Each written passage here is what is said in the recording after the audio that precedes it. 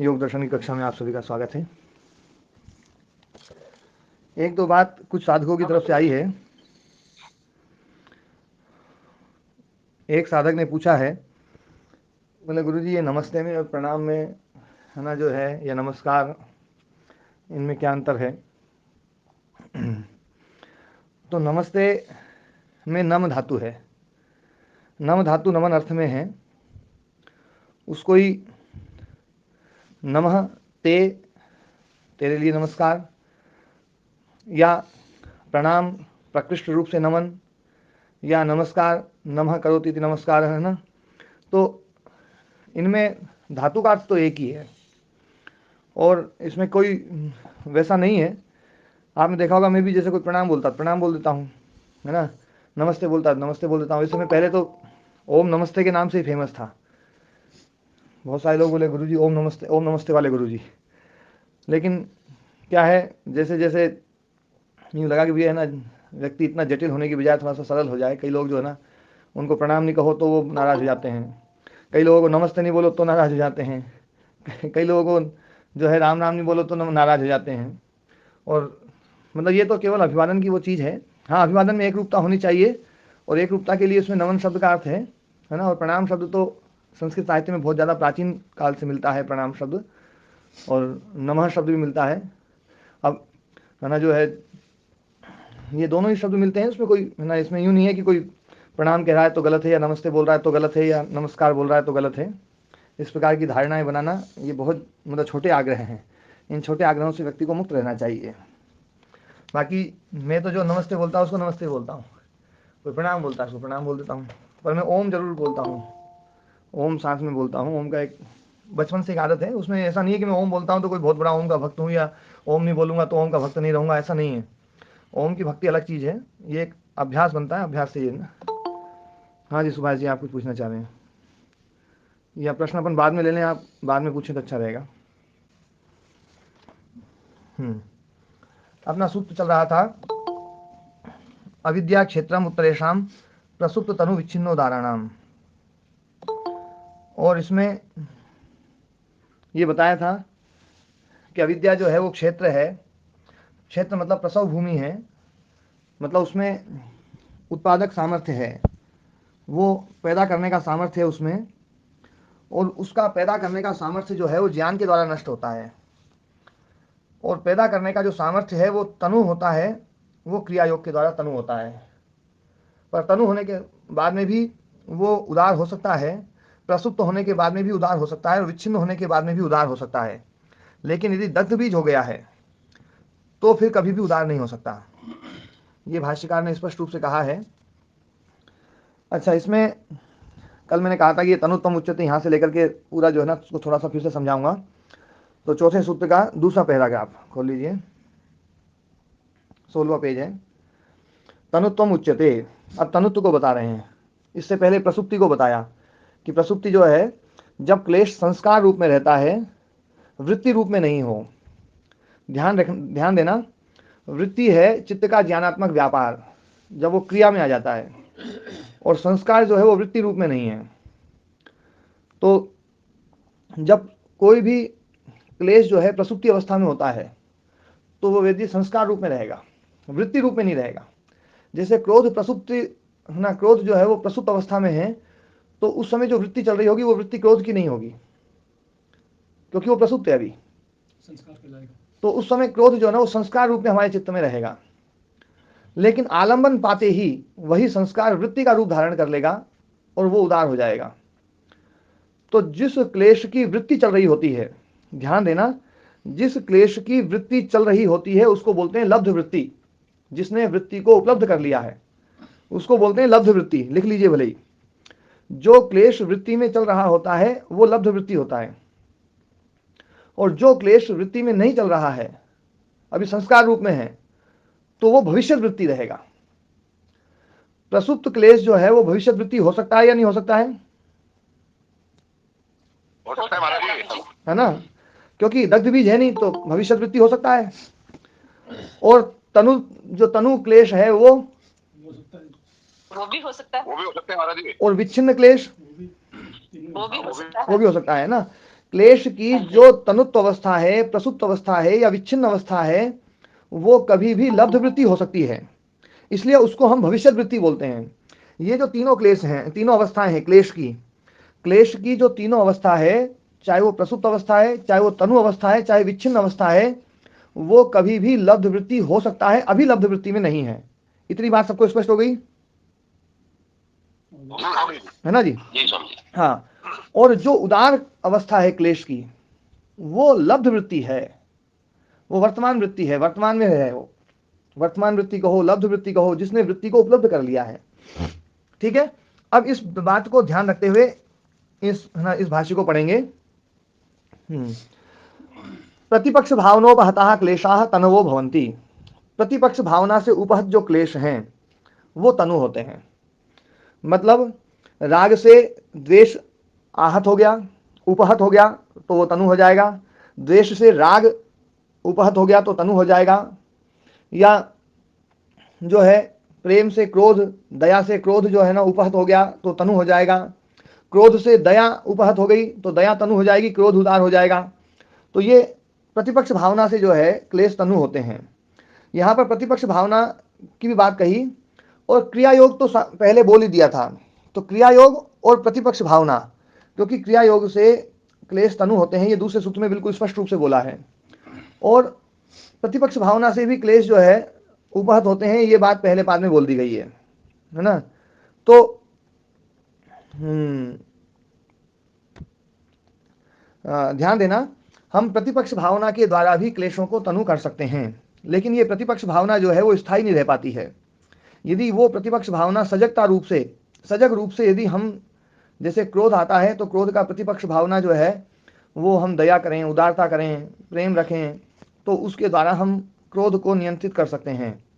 जिसके ऊपर भी क्रोध आता है, आप यदि उसके ऊपर प्रेम रखना शुरू करें, उसके प्रति दया रखें, उसके प्रति करुणा रखें, उसके प्रति उदारता रखें, तो क्रोध जो है वो धीरे धीरे समाप्त हो जाएगा। और कल क्रोध के बारे में काफ़ी चर्चा हुई थी, वो मतलब प्रोसेस तो वही है। एक बात में एक प्रोसेस थोड़ी सी और बता रहा हूँ। हाँ, तो मैं बात कह रहा था कि कोई भी हमारा जो दोष है, उन दोषों को दूर करने की कुछ प्रोसेस है। सबसे पहली प्रोसेस आप लोग चाहें तो लिख भी लें कि कोई भी ना दुर्गुण है, क्लेश है, या कोई भी चीज़ है, उसको यदि हमें समाप्त करना है तो उसका सबसे पहला प्रोसेस तो है ज्ञान का। ज्ञान के द्वारा हमें उस चीज़ का दोष दिखाई देता है, दोष दर्शन। ज्ञान से दोष दिखाई देने लगता है, ज्ञान से दुख दिखाई देने लगता है। ज्ञान का सबसे बड़ा लाभ यह है कि संसार जो है, जो सुखदायी दिखाई दे रहा है, वो दुखदायी दिखाई देने लग जाएगा।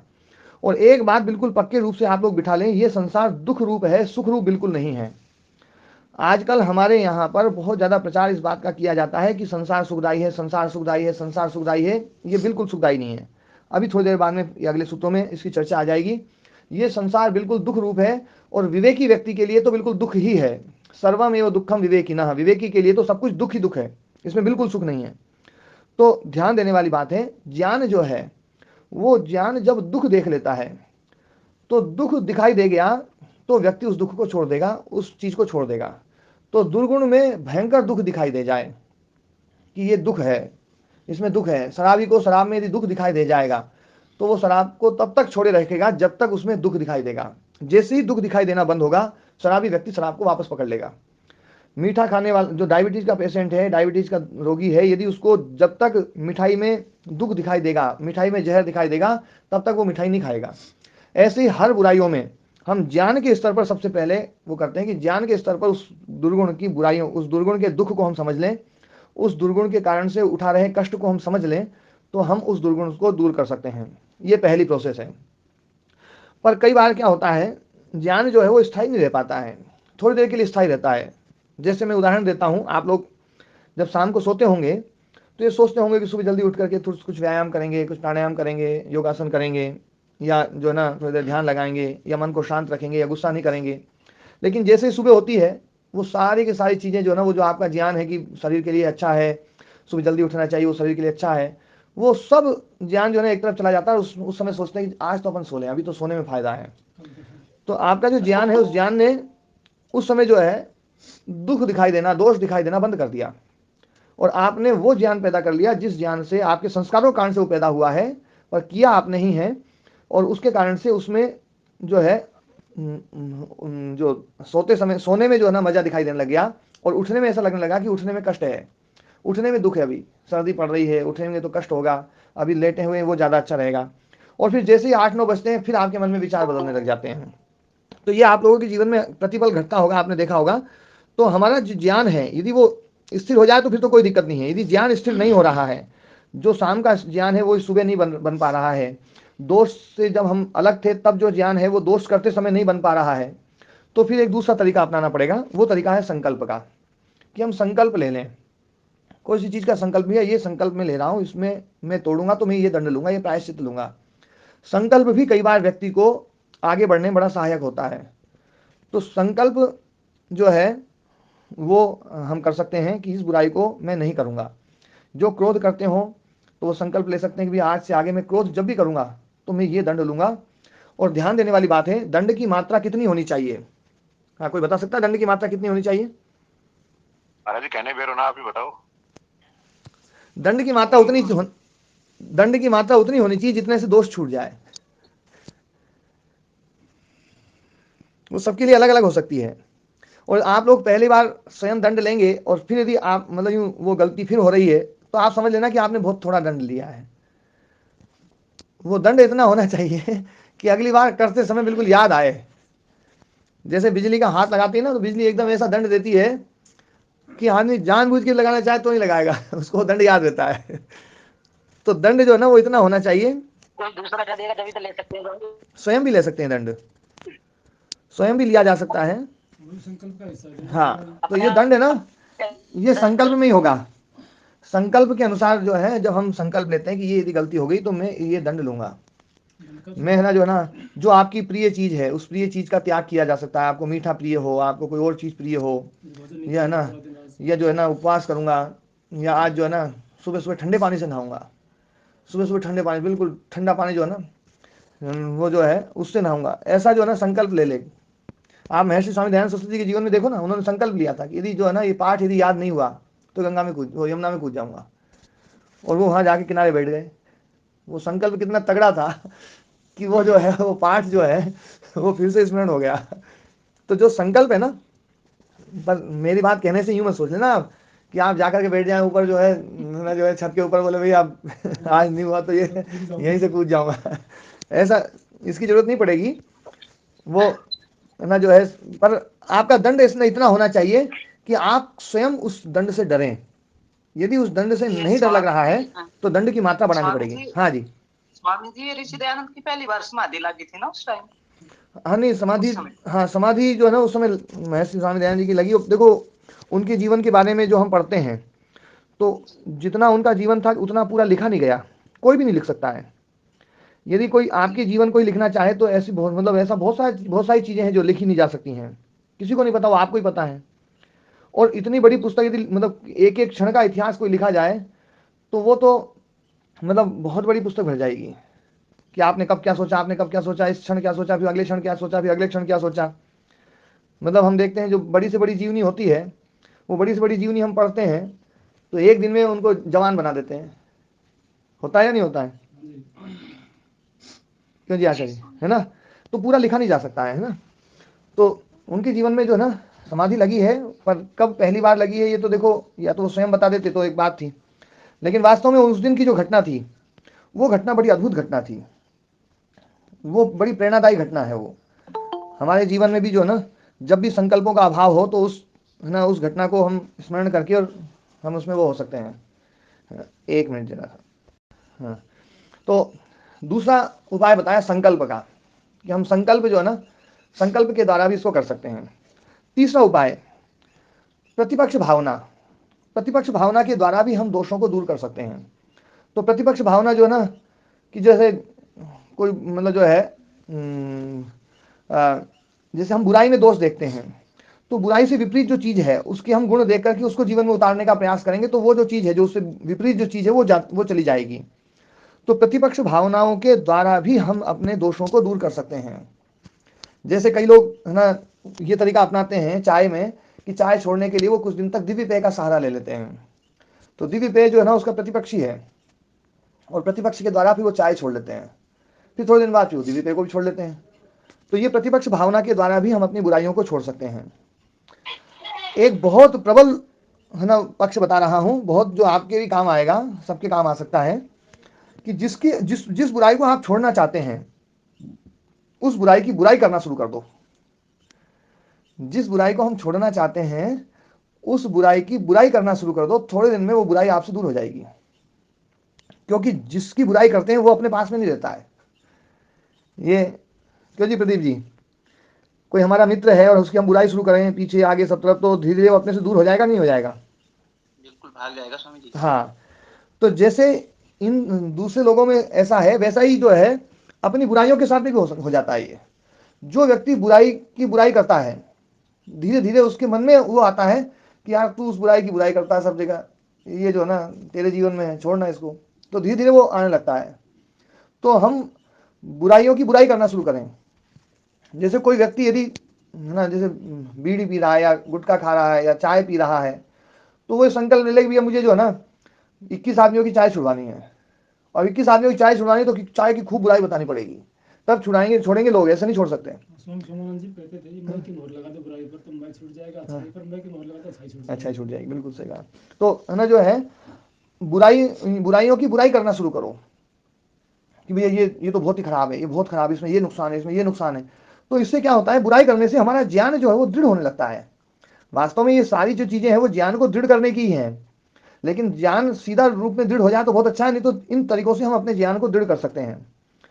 तो बुराई की बुराई करो। क्रोध यदि आता है तो क्रोध की बुराई करो कि क्रोध ये नुकसानदायक है, क्रोध ये है, क्रोध ये है, और जिसको भी क्रोध आता है वो व्यक्ति कमजोर है, और जो क्रोध आता है समझ लो उसके पास में और कोई रास्ता नहीं बचा है। क्रोध की जितनी बुराई करोगे उतना ही आप क्रोध से दूर होगे या क्रोध आपसे दूर हो जाएगा। उसको लगेगा यार ये आदमी तो अपने को कुछ गांठ ही नहीं रहा है, इसके पास रहना नहीं चाहिए। तो जो है बुराइयों की बुराई करना एक बहुत अच्छा, किसी भी चीज को आपके जीवन से आपको हटाना है तो बहुत अच्छा तरीका है कि उसको पहले स्वीकार करो कि ये मेरे जीवन में है। स्वीकृति जो है वो दोषों को दूर करने में सहायता करती है कि ये दोष मेरे जीवन में है, ये मेरा दोष है। एक बहुत अच्छे साधक हुए हैं स्वामी सोमानंद जी महाराज जी, नूरगढ़ वाले। वो एक बात कहते थे, नहीं उन्होंने नहीं कही, उनके गुरु जी कहते थे। उनके स्वामी स्वतंत्रानंद जी महाराज जी का नाम सुना होगा आप लोगों ने, पंजाब में बहुत बड़ा काम उन्होंने किया। तो स्वामी स्वतंत्रानंद जी एक बात कहते थे, वो ये कहते थे कि जिस चीज पे तुम अपनी मोहर लगा दोगे कि ये मेरा है, वो चीज आपसे छूट जाएगी। यदि आपने अच्छाई पर अपनी मोहर लगा दी कि अच्छाई तो मेरी है, ये अच्छाई मेरी है, ये काम मैंने अच्छा किया, ये अच्छा किया है, तो आपसे छूट जाएगा। और यदि आपने बुराई पर अपनी मोहर लगा दी कि ये बुराई तो मेरी है, ये कमी तो मेरी है, तो वो कमी आपसे छूट जाएगी। जिस पर आप अपने मैंपन की मोहर लगा देते हो वो चीज आपसे छूट जाएगी, ये वो कहा करते थे। तो है ना जो है अपने मैंपन की मोहर भी लगाओ, मतलब इसका मतलब है कि स्वीकार करो कि ये गलती अपनी है, ये गलती है। क्रोध में सबसे ज्यादा यही होता है कि हम जो ना क्रोध को स्वीकार नहीं करते हैं। जब भी क्रोध आता है तो हम ये सोचते हैं कि आज तो क्रोध बिल्कुल सही था, हम क्रोध के पक्ष में खड़े होते हैं, ऐसा अक्सर होता है।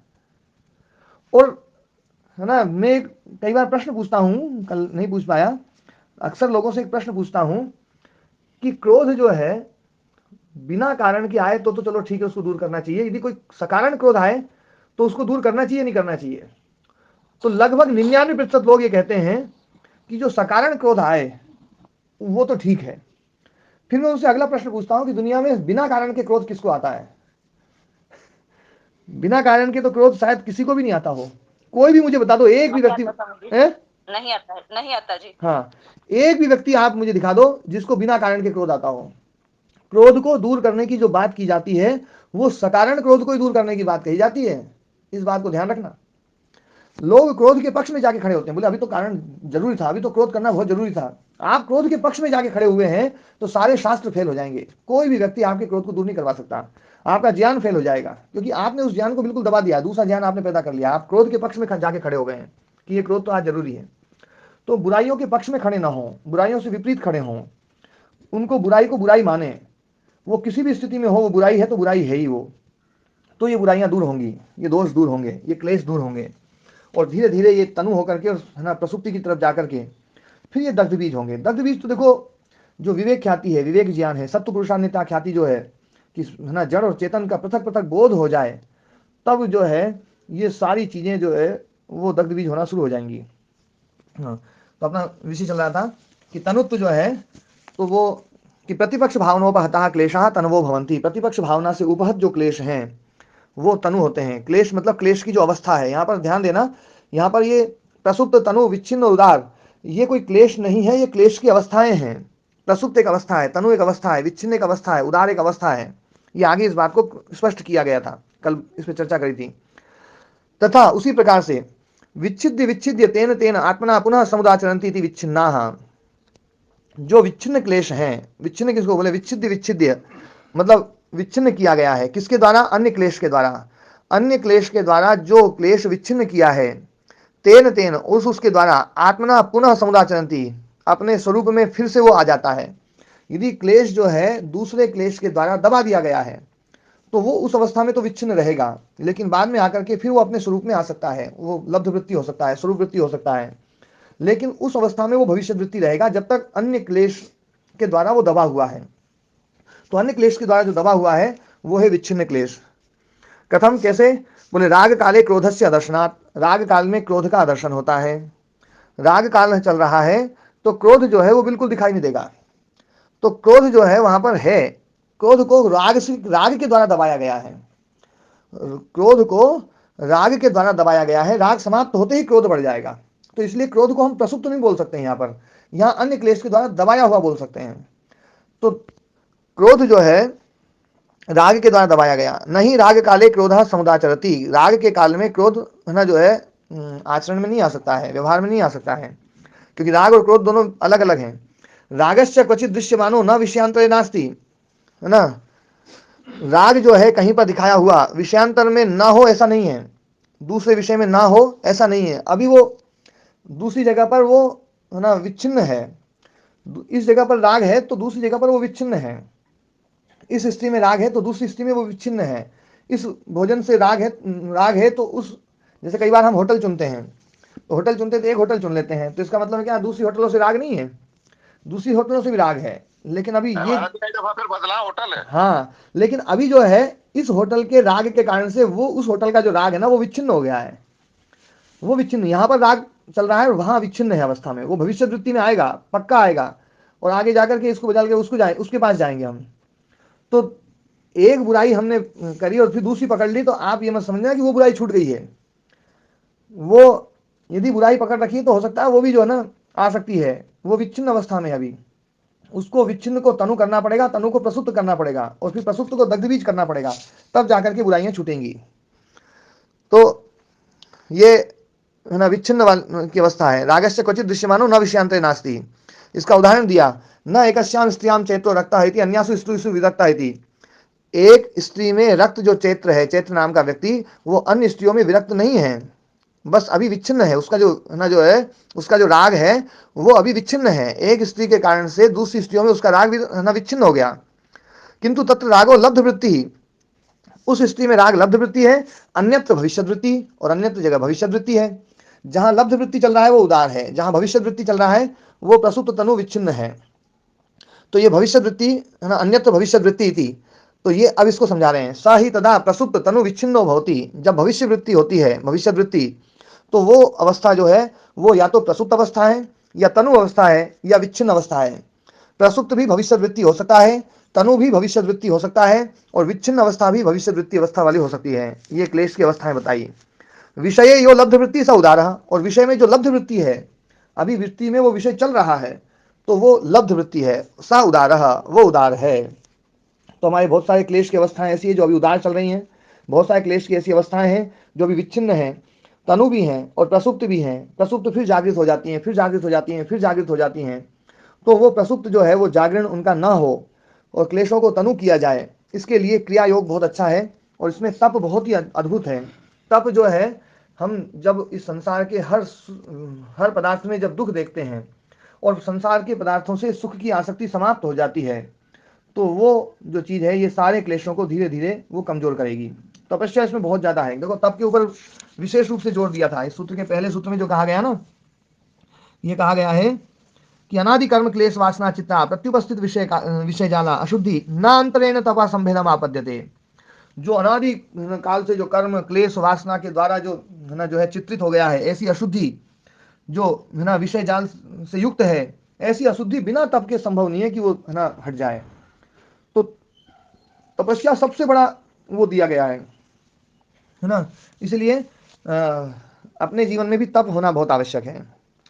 अब यहां पर ये बता रहे हैं सर्व एवेते क्लेश विषयत्वम नाति क्रामंती। ये जो प्रसुप्त तनु विच्छिन्न उदार ये क्लेश विषय का अतिक्रमण नहीं कर सकते हैं, न अतिक्रामंती मतलब इसका अतिक्रमण नहीं कर सकते हैं, मतलब ये क्लेश ही है।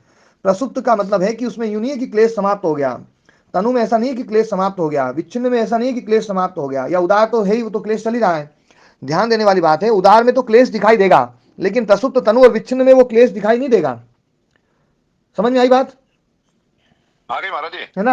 हाँ जी, सबसे आगे जी। है ना, मतलब प्रसुप्त तनु और विच्छिन्न इसमें क्लेश दिखाई नहीं देगा।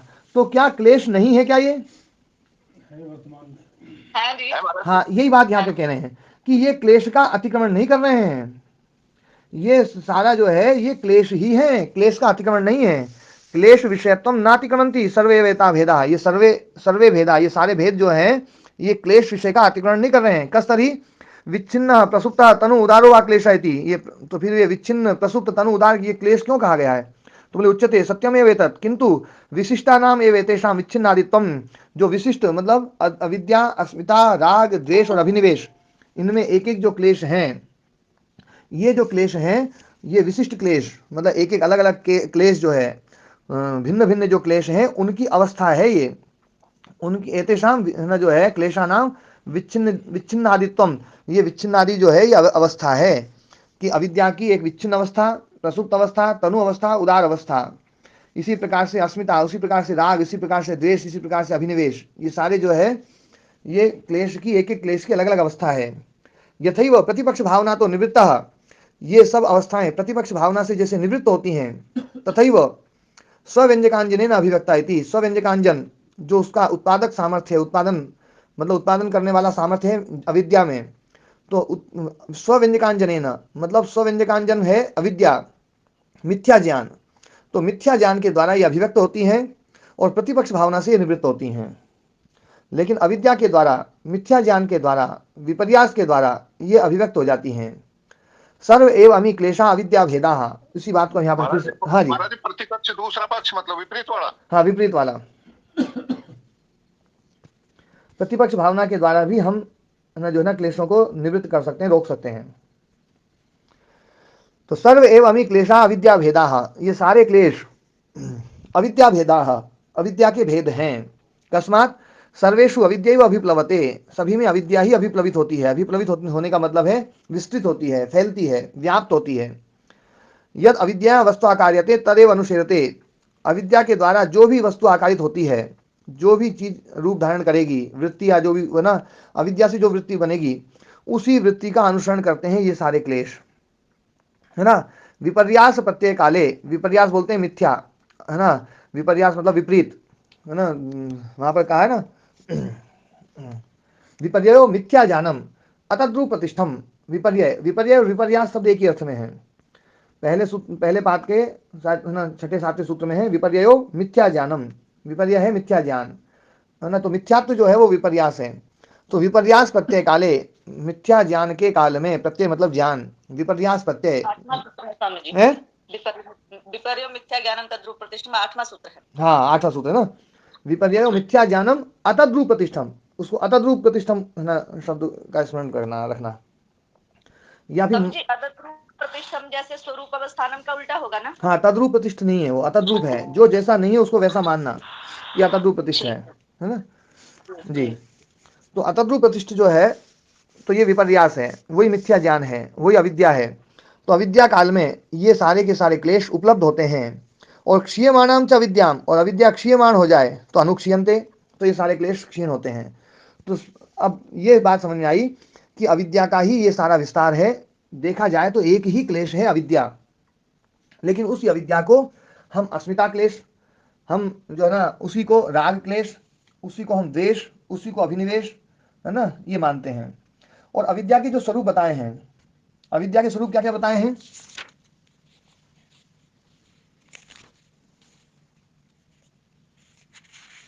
हाँ जी बोलो।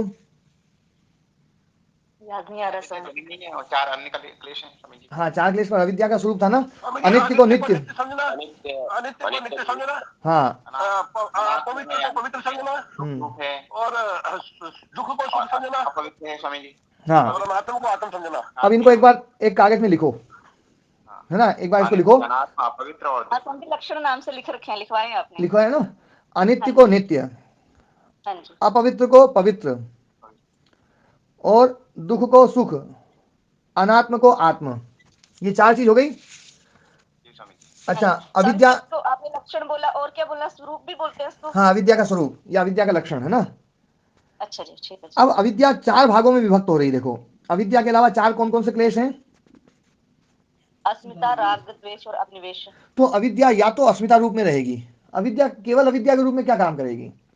अविद्या या तो किस रूप में रहेगी? अस्मिता रूप में, या राग रूप में, या द्वेष रूप में, या अभिनिवेश रूप में। तो अस्मिता रूप में रहने का मतलब क्या है? दर्शन शक्ति, दिग्दर्शन शक्ति की एकात्मता, है ना, दिग्दर्शन शक्ति की एकात्मता, ठीक है ना। तो दिग्दर्शन शक्ति की जो एकात्मता है, इसका मतलब है कि अनात्मा और आत्मा को एक मान लेना, आत्मा और अनात्मा को एक मान लेना। तो जो सबसे नीचे वाला लक्षण दिया है अविद्या का, ध्यान दो, अविद्या का सबसे नीचे वाला लक्षण देखो, आप लोगों ने लिखा है अभिनिवेश, मृत्यु का डर। नहीं, अनात्मा को आत्मा मानना। अनात्मा को आत्मा। देखो 4 चीजें लिखी ना, जिन्होंने नहीं लिखी है कोई है ना, वो बोल दिया करें कि जी अभी नहीं लिखी है, एक बार लिखवा दो, नहीं तो फिर चीज समझ में नहीं आएगी, है ना। आपने लिख लिया जी, जो है विनोद जी? जी लिख लिया, है ना जी, हाँ जी। और उपेंद्र जी, सत्यवान जी, आप लोगों ने तो लिख ही लिया होगा। आशा जी, आपने लिख लिया? लिखवा दिया था पहले। जी स्वामी जी। हाँ, आशा जी, आपने लिखा? आपने? जी स्वामी जी। जी, देखो 4 चीजें लिखवाई थी मैंने, अनित्य को नित्य, है ना, असुचि को मतलब अपवित्र को पवित्र, दुख को सुख, और अनात्म को आत्म। तो अनात्मा को आत्मा मानना, ये क्या हो गया? ये अभिनिवेश क्लेश हो गया, अस्मिता क्लेश, है ना, अस्मिता क्लेश। अनात्मा और आत्मा को एक मान लिया, जो अनात्मा है उसको हम आत्मा मानते हैं। ध्यान देने वाली बात है, आत्मा को अनात्मा कभी भी नहीं मानते हम अनात्मा को आत्मा मानते हैं। अनात्मा के जितने भी लक्षण हैं वो सारे के सारे हम आत्मा में अध्यारोपित कर देते हैं। अनात्मा के लक्षण क्या है? जड़ के लक्षण क्या है? सुख दुख राग द्वेष, ये देखो, सब इसी के हैं। हाँ देखो, मैं बताता हूं जड़ के लक्षण। सबसे पहले प्रकाश, क्रिया, स्थिति। प्रकाश मतलब ज्ञान, है ना, बोध। ये जड़ के लक्षण है या नहीं है? हाँ जी, हाँ जी। प्रकाश, क्रिया, स्थिति, सत्व रजस तमस के लक्षण है।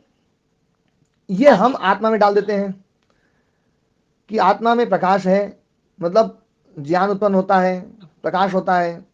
आत्मा में क्रिया है और आत्मा में स्थिति है, ठहराव है। ये हम आत्मा में मान लेते हैं। फिर प्रकाश, क्रिया, स्थिति का ही जो ना एक रूप है सुख दुख मोह। सुख दुख और मोह। सुख जो है वो हम जो है इसको मानते हैं जो ना आत्मा का, दुख भी आत्मा का मान लेते हैं और मोह भी आत्मा का। जबकि सुख जो है वो सत्व का गुण है, दुख जो है वो रजस का, और मोह जो है वो तमस का। तो ये सुख दुख मोह भी जो अनात्मा का गुण था वो आत्मा में मान लिया। प्रकाश क्रिया स्थिति भी जो अनात्मा का गुण है वो आत्मा में मान लिया। इसी प्रकार से चित्त के 7 अदृष्ट धर्म हैं। चित्त के 7 अदृष्ट धर्म हैं। कौन कौन से?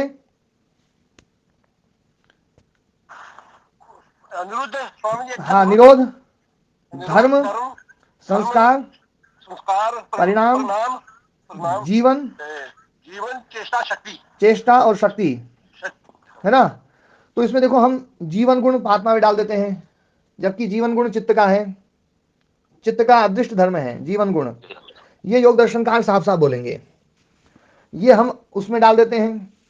चेष्टा जो है ये चित्त का धर्म है, ये हम आत्मा में डाल देते हैं। शक्ति ये चित्त का धर्म है, ये हम आत्मा में डाल देते हैं। परिणाम ये चित्त का धर्म है, हम आत्मा में डाल देते हैं, उसको परिणामी बना लेते हैं, बदलता रहने वाला, वो क्रिया करने वाला, काम करने वाला। तो ये सारे की सारी जो चीजें हैं जो आत्मा के धर्म नहीं है लेकिन आत्मा में हम डाल देते हैं। लेकिन ये बात बिल्कुल समझने वाली बात है कि चित्त के ये जो धर्म है ये आत्मा की उपस्थिति में रहेंगे, ये बिल्कुल पक्का है। कोई ये समझे कि बिना आत्मा की उपस्थिति के ये सारी की सारी चीजें चित्त में रहेंगी, तो ये संभव नहीं है। चित्त में कोई क्रिया नहीं हो सकती बिना आत्मा की उपस्थिति के। चित्त में कोई परिणाम नहीं हो सकता बिना आत्मा की उपस्थिति के। चित्त में प्रकाश क्रिया स्थिति नहीं आ सकती बिना आत्मा की उपस्थिति के। चित्त में सुख दुख मोह नहीं आ सकता बिना आत्मा की उपस्थिति के। ये बिल्कुल पक्का है। और ये जो चीज है, यही चीज समझनी है इस दर्शन की। आत्मा यही है, इस दर्शन का मुख्य सिद्धांत यही है। और ये चीज हमें स्पष्ट रूप से पहले समझनी है।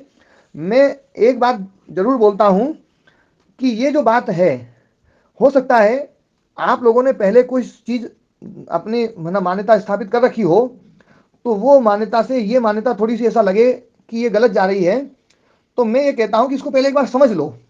समझने के बाद में फिर जो स्वीकार करना है वो स्वीकार करो। सत्य को ही हमें स्वीकार करना है, असत्य को स्वीकार नहीं करना है। लेकिन इसको एक बार समझा जरूर जाए कि योग दर्शन में चित्त के ये धर्म क्यों माने गए हैं, और ये चित्त के धर्म होते हुए भी बिना आत्मा की उपस्थिति के ये चित्त में क्यों नहीं होते हैं, और आत्मा की उपस्थिति होने पर जब चित्त में ये धर्म आते हैं तो ये धर्म आत्मा के क्यों ना मान लिए जाएं। इन प्रश्नों के उत्तर हमें जो है हमें आना चाहिए, ये हमें समझना है। जो पाठ में बहुत पहले से जुड़े हुए हैं वो साधक तो इन चीज़ों को समझ गए हैं, लेकिन जो अभी नए जुड़े हैं तो ये चीज़ें जो है ना, हो सकता है उनको थोड़ा सा शुरू में ऐसा लगेगा कि वास्तव में ये चीज़ जो है ना, ये तो बिल्कुल है ना जो है कैसी ये चीज़ समझ में नहीं आ रही है। लेकिन योग दर्शन की बात बिल्कुल साफ साफ है कि प्रकाश क्रिया स्थिति सत्व रजस तमस ये चित्त के धर्म है, ये आत्मा के धर्म नहीं है, ये दृश्य के धर्म है। आत्मा का धर्म प्रकाश क्रिया स्थिति नहीं है, सत्व रजस तमस आत्मा का धर्म नहीं है। आत्मा त्रिगुणातीत है। आत्मा सुख दुख मोह जो है ये प्रकृति के गुण है, आत्मा के नहीं है, है ना। इसी प्रकार से निरोध धर्म संस्कार परिणाम जीवन चेष्टा शक्ति ये आत्मा के धर्म है, इसके नहीं है।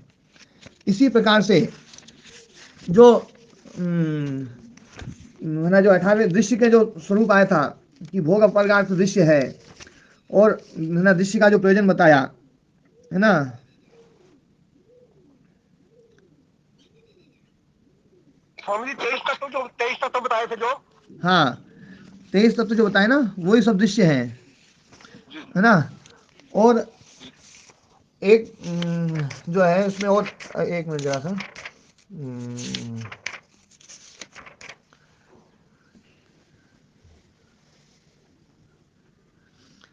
ग्रहण धारण ऊह अपोह तत्व ज्ञान और अभिनिवेश, ये बुद्धि के धर्म बताए थे 18वें सूत्र में। हाँ जी, समझी लिखवाए हैं ना, ये तो व्यास मुनि जी ने खुद बोले हैं। ये जो बात बोल रहा हूँ मैं सारी सारी व्यास मुनि जी की बोल रहा हूँ, कोई भी बात अपनी नहीं बोल रहा हूँ। और इसमें किसी को ये बात समझ में नहीं आएगी तो उस बात को मैं बिल्कुल स्पष्ट रूप से समझाऊंगा कि व्यास मुनि जी ने ये बोला है, और मैं उदाहरण भी दूंगा पूरा का पूरा, वो का वो वाक्य भी सब चीज समझाऊंगा, सब चीज समझ में आएगी। हाँ, मन में जो संदेह है, बहुत सारे संदेह हैं, तो एक साथ तो नहीं दूर होंगे, लेकिन धीरे धीरे करके वो अवश्य दूर हो जाएंगे, ये बिल्कुल पक्का है। तो ग्रहण धारण ऊह अपोह तत्व ज्ञान और अभिनिवेश ये बुद्धि में वर्तमान है, बुद्धि के गुण हैं। पुरुष में इनका अध्यारोपण किया जाता है। ऐसा का ऐसा ही लिखा हुआ है ये वाक्य जो ना, एते न ग्रहण धारणोहापोह तत्व ज्ञानाभिनिवेशाः बुद्धौ वर्तमानाः, बुद्धि में वर्तमान, पुरुषे अध्यारोपित सद्भावा, पुरुष में अध्यारोपित कर दिया गया है। तो ये बात जो ना ध्यान देने वाली बात है कि जो चित्त के धर्म है वो हम उसमें डाल देते हैं आत्मा में। इसी को कहा गया है अस्मिता क्लेश। अस्मिता क्लेश दृक् शक्ति और दर्शन शक्ति को एक बना देना। तो ये जो एक बना देना है, तो वही अनात्मा को आत्मा मान लेना, अनात्मा को आत्मा मान लेना। जो अविद्या के जो चार विस्तार हैं, ध्यान देना, अविद्या के चार विस्तार हैं, अस्मिता राग द्वेष अभिनिवेश। अविद्या के चार स्वरूप हैं, अनित्य को नित्य, अपवित्र को पवित्र, दुख को सुख और अनात्म को आत्मा मानना। ये अविद्या के चार स्वरूप हैं, और अविद्या का चार विस्तार है वो चार क्लेश। ठीक है। अब इसमें अपन ने देखा कि अस्मिता क्लेश, कौन सा आ गया? सबसे नीचे वाले, जो सबसे नीचे वाला जो उसका लक्षण बताया है विद्या का, उसमें अस्मिता क्लेश आ गया। फिर उसके बाद में देखो यहाँ पर सारे चित्त के धर्म बता रहे हैं ना, ये नवा सूत्र देखो, व्युत्थान निरोध ना, व्युत्थान निरोध संस्कार अभिभव प्रादुर्भाव निरोध क्षण चित्तान्वयो निरोध परिणाम, चित्त के परिणाम बता रहे हैं, फिर संस्कार परिणाम बता रहे हैं, है ना, समाधि परिणाम, ये चित्त से एकाग्रता परिणाम और धर्म लक्षण अवस्था परिणाम। तो ये सब बताते हुए, है ना, ये बता रहे हैं सबसे नीचे देखो 15वें सूत्र के सबसे नीचे, चित्त से द्वये धर्मा है, चित्त के दो प्रकार के धर्म, परिदृष्टाश्च अपरिदृष्टाश्च। परिदृष्ट मतलब जो दिखाई देने वाले हैं, और अपरिदृष्टाश्च जो दिखाई देने वाले नहीं है, दो प्रकार के धर्म बता दिए।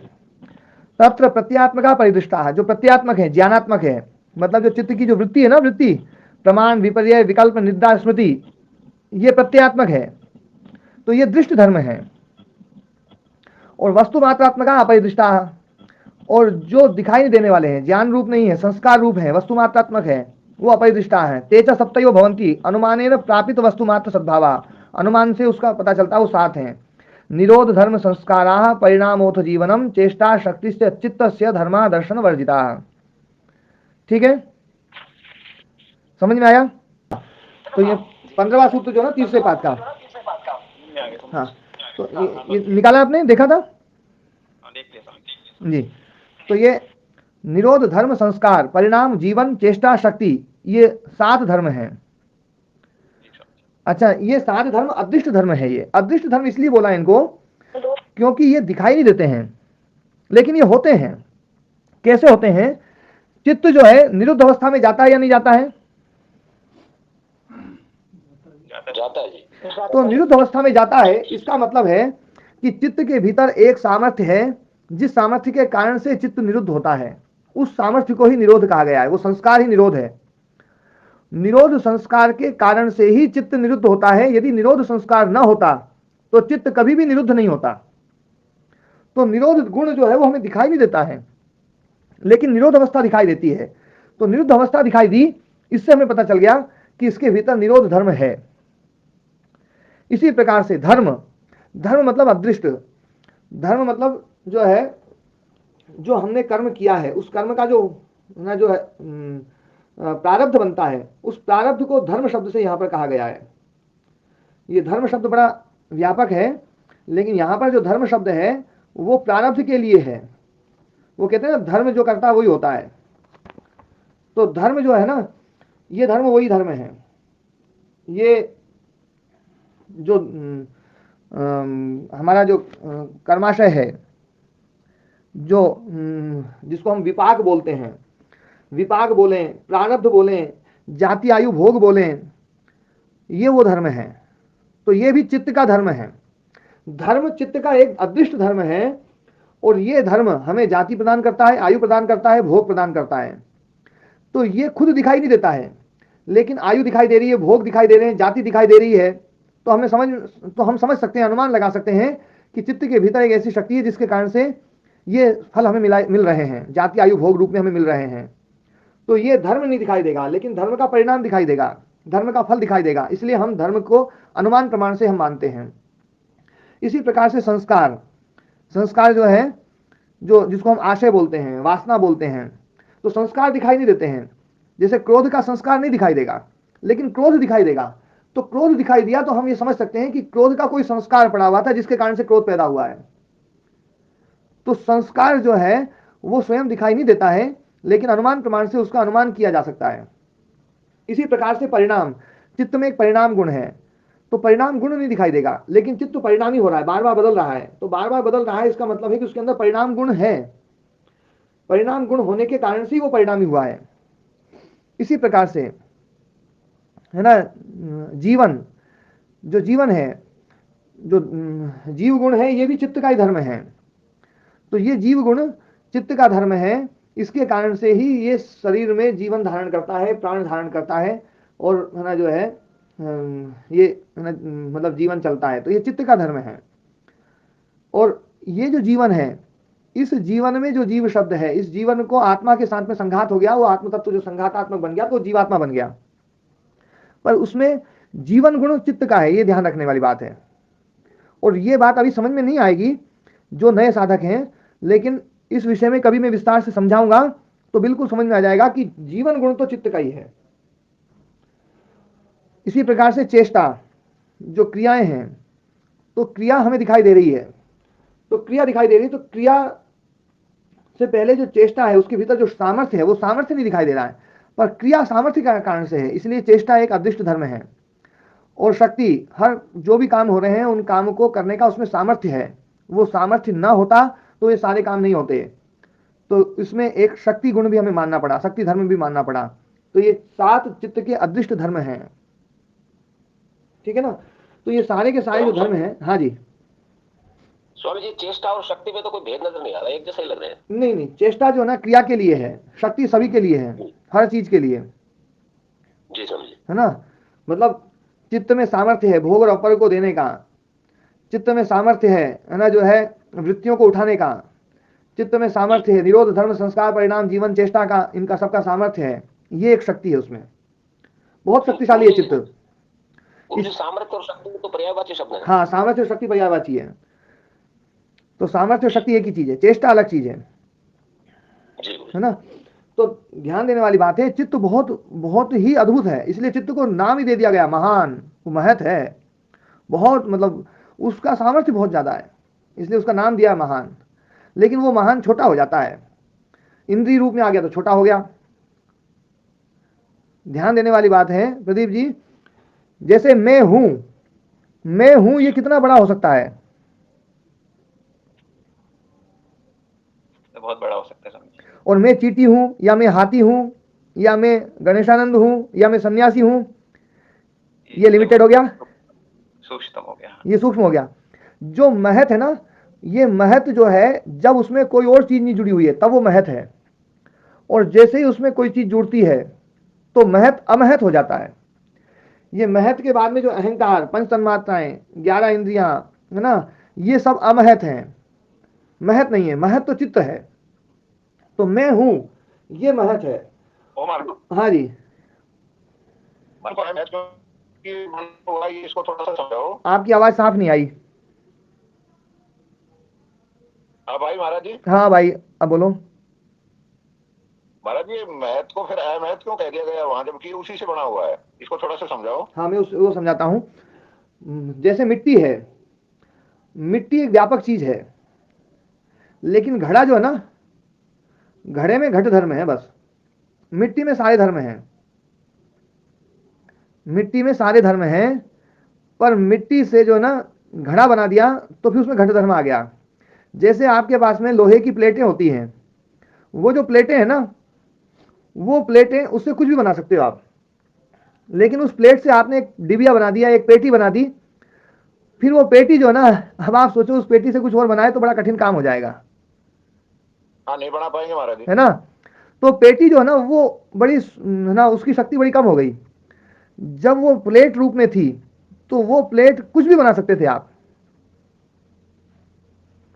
आपको कबाड़ा बेचना हो ना जब यदि आपकी दुकान का, तो मैं निश्चित कहता हूं कि आपकी जो प्लेट है वो ज्यादा महंगी बिकेगी।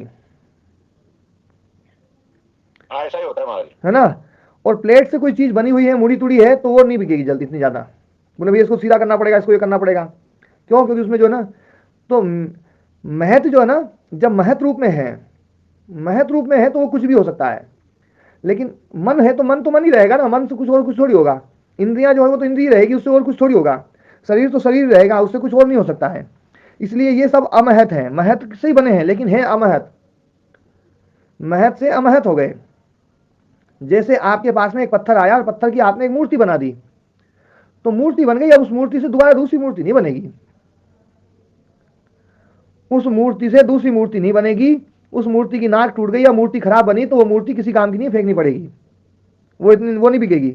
लेकिन पत्थर कुछ भी बिक सकता है, क्योंकि पत्थर में अपार संभावना है, पत्थर से आप कोई भी मूर्ति बना सकते हैं। ठीक है, हमारे समझ के महत से मोक्ष हो सकती है, वो ऊपर वालों से नहीं होगी, समझ में आ गई थोड़ी। तो ये जो महत है ना, महत बहुत विशाल है, इसलिए इसके सारे धर्म सारे महत के ही हैं, सब चित्त के हैं। और ये पूरा का पूरा योग दर्शन महत के ऊपर है, चित्त के ऊपर है। पूरा योग दर्शन चित्त की साधना है और किसी चीज की साधना नहीं है। आशा जी ये बात समझ में आई? अच्छा आशा जी अभी हट गई हैं। तो ध्यान देने वाली बात है। ओम स्वामी जी। हाँ ओम जी ओम। स्वामी जी इससे फिर ये अर्थ निकलेगा कि कार्य से कारण सदा महान होता है। हाँ कारण हमेशा महान होगा। जी स्वामी धन्यवाद। जी मैं तो उसको बोला चित्त को बोले ना। हाँ महत चित्त महत है बोलो, चित्त बोलो, बुद्धि बोलो, है ना। हाँ स्वामी जी महत्व बुद्धि को बोलते हैं, बुद्धि को। हाँ बुद्धि को ही महत तत्व बोलते हैं। ठीक है ना। तो अब ये जो है, अच्छा जो नए साधक जुड़ते हैं ना, कई बार ऐसा लगता है कि उनको थोड़ा सा समझाना पड़ेगा, नहीं तो ये बात उनको जो है ना पढ़ लेनी पड़ेगी, फिर गड़बड़ हो जाएगा, और उसके कारण से अपना पाठ थोड़ा सा वो हो जाता है, विलम्ब हो जाता है। तो समझी हमारी समझ भी पक्की हो जाती है उससे ना। हाँ नहीं मतलब दृढ़ता तो सब में ही आती है। हाँ तो अपना ये जो सूत्र है ये तो पूरा हो गया है ना, अविद्या। हाँ जी मैं ये कह रहा था कि ऐसे नए साधक है ना, हाँ तो इसमें जो शब्द है ना, योग दर्शन में जो शब्द हैं, हर लैंग्वेज के वर्ड्स होते हैं जी उनके शब्द और उनका अर्थ या अभिप्राय, उसकी कोई एक लिखित में लिस्ट वगैरह हो तो व्हाट्सएप पे डल जाएगी। तो ये है ना, मैं जितना समझा रहा हूँ है ना, नीतू जी आप और है ना जो ना अपने सतीश जी, राम कुमार जी, आप लोग मिलकर के जो है ना, और हमने इसमें बहुत बढ़िया तरीके से वैसे काम करेंगे। अपने है ना जो कलेक्टर साहब है ना, वो बहुत बढ़िया जो है ना, क्योंकि उन्होंने बहुत बढ़िया तरीके से जो है ना हाँ अच्छे समझा है। तो बनाइए, उसके बाद में फिर जो है ना मेरे को भेजेंगे, तो मैं उसमें जो भी जो गलत होगा मैं बता दूंगा, उसको ठीक करके फिर वो ग्रुप में डाल देंगे। समझिए मुख्य रूप से क्या क्या लेना है, वो सारी चीज लेनी है, जो भी चीज ना शुरू से पढ़ी है। चित्त के लिए कौन कौन से शब्द का प्रयोग किया गया है, वृत्तियां क्या है ना, प्रमाण, विपर्य, विकल्प, निद्रा, स्मृति, ये अलग अलग जो शब्द हैं इनका क्या अर्थ है ना। अस्मिता का क्या अर्थ है, अविद्या का क्या अर्थ है, राग का क्या अर्थ है, द्वेष का, अभिनिवेश का, है ना, और वैराग्य क्या है, अभ्यास क्या है। सारी मुझे पहले पाद की समझ नहीं है, मैंने दूसरा पाद ही ठीक से मैं पढ़ पाई हूँ, पहले मैं सुन नहीं पाती। अच्छा चलो कोई नहीं, जितना जो नहीं आए वो आप लिख देना, बोले भैया इसका, बोले गुरु जी आप बताओ। ठीक है जी, ठीक है ना। मुकेश जी कर देंगे। एक कोई बहुत बड़े वो थे, कोई है ना उपदेशक, नाम मुझे नहीं पता, शायद नाम जो ना प्रदीप जी शायद बताते हैं, कोई ऐसे थे है ना।